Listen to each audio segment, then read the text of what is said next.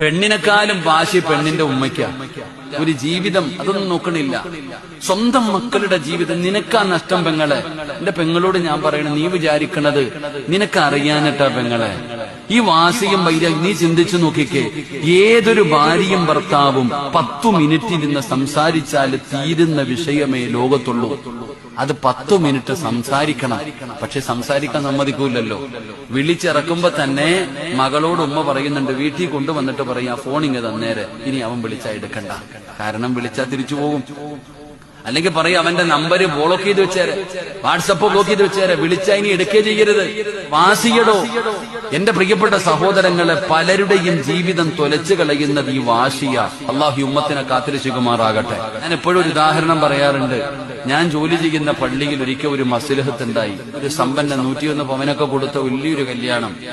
ആ കല്യാണം അടിച്ചു പിരിഞ്ഞു. എല്ലാ ചർച്ചയും പോയി. അവസാനം വെള്ളിയാഴ്ച കൊടുത്തത് മുഴുവനും തിരിച്ചു വാങ്ങാൻ അഡ്വക്കേറ്റ് ഉൾപ്പെടെ കുറെ ആൾക്കാർ വന്നു. ഞാൻ പറഞ്ഞു, എനിക്ക് ഇവരോട് ആരോടും എനിക്ക് സംസാരിക്കേണ്ട കാര്യമൊന്നുമില്ല. എനിക്ക് ആ പയ്യനോടും പെണ്ണിനോടും ഒന്ന് 10 മിനിറ്റ് സംസാരിക്കണം. ഉടനെ പെണ്ണിന്റെ വാപ്പ പറയാ, എല്ലാ ചർച്ചയും കഴിഞ്ഞതാ, ഇനി ആരും സംസാരിക്കണ്ട. അയാൾക്കാ വാശി. ഞാൻ ഇതിന് രണ്ടിനെയും വിളിച്ചുകൊണ്ട് മദ്രസയുടെ മുകളിൽ പോയി.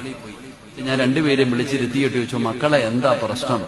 ചോദിച്ചത് മാത്രമേ എനിക്ക് ഓർമ്മയുള്ളൂ. ഞാൻ പറഞ്ഞു, മക്കളെ പോയതൊക്കെ പോട്ടടാ, നിന്റെ ഭാര്യയല്ലേടാ, ഒന്ന് ഒരു അവസരം കൂടെ കൊടുത്തൂടെ, ഒന്ന് നിങ്ങൾക്ക് ജീവിച്ചൂടെ ഇവളുടെ കൂടെ? അങ്ങനൊന്നും അല്ല അവൻ പറഞ്ഞത്, ഞാൻ ഇവിടെ വെച്ച് പറയണില്ല. അവസാനം ഞാൻ പറഞ്ഞു, 8ാമത്തെ ഒരു അടവുണ്ടല്ലോ. ഞാൻ ഇവരോട് പറഞ്ഞു, മക്കളെ എന്തായാലും നിങ്ങൾ പിരിയാൻ തീരുമാനിച്ചു. താഴെ ചെന്ന് ഒപ്പിട്ട് കഴിഞ്ഞാൽ നിങ്ങളുടെ രണ്ടുപേരുടെയും വീട്ടുകാർ നിങ്ങളെ വിളിച്ചു കൊണ്ടുപോകും. കഴിഞ്ഞു. ഇത്രയും കാലം എന്തായാലും ഒരുമിച്ച് ജീവിച്ചതല്ലേ, എന്നാ കെട്ടിപ്പിടിച്ചു പൊരുത്തം ചോദിച്ചിട്ട് ഇറങ്ങിപ്പോക്കോ. എന്നിട്ട് ഞാൻ എന്ത് ചെയ്തു, മദ്രസയുടെ വാതിലടച്ചിട്ട് പുറത്തിറങ്ങി. ഒരു 5 മിനിറ്റ് കഴിഞ്ഞു, വാതില് തുറക്കണില്ല. എനിക്ക് വല്ലാത്ത ടെൻഷനായി. അവസാനം എന്റെ ക്ഷമ കെട്ടു. ഞാൻ ആ വാതില് തുറന്ന് അകത്തേക്ക് കയറി ചെന്നപ്പോ രണ്ടും കൂടെ കെട്ടിപ്പിടിച്ചു നിന്നിട്ട് കരയുന്നുണ്ട്. ഞങ്ങൾക്ക് ജീവിക്കണം ഉസ്താദേ, ഞങ്ങളെ പിരിപ്പിക്കരുത്, ഇത്രയേ ഉള്ളടോ. ഞാൻ അവരോട് പറഞ്ഞു, ഈ പുറകിലൂടെ ഒരു വഴിയുണ്ട്, ഇതിലേ ഇറങ്ങി ഏതെങ്കിലും ലോഡ്ജിൽ പോയി റൂം എടുത്ത് താമസിക്ക്, വീട്ടിൽ മാത്രം പോകരുത്. കാരണം എന്തേ, നിങ്ങളുടെ വീട്ടുകാരാ നിങ്ങളെ ജീവിക്കാൻ വിടാത്തത്. അള്ളാഹു കാത്തിരക്ഷിക്കുമാറാകട്ടെ. എന്റെ പെങ്ങളോട് ഞാൻ പറയട്ടെ, മോളെ, നീ വിചാരിക്കുന്നത് നിന്റെ ഉമ്മ കാണിക്കുന്നത് ആത്മാർത്ഥ സ്നേഹമാണെന്ന്. ഓക്ക് എന്ത് നഷ്ടപ്പെടാനാ? നിന്റെ ഉമ്മാടെയും വാപ്പാടെയും വാശി നഷ്ടം നിനക്കാ. നിനക്കൊന്ന് ക്ഷമിക്കാൻ കഴിഞ്ഞ അവിടെ തീരുമെല്ലാം.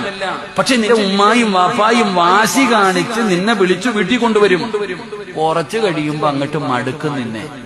പിന്നെ ഏതെങ്കിലും ഒരു 2ാം കെട്ടുകാരന്റെ തലയിൽ കെട്ടിവെക്കാൻ നോക്കും. അത്രേ ഉള്ളൂ മോളെ നിനക്ക്.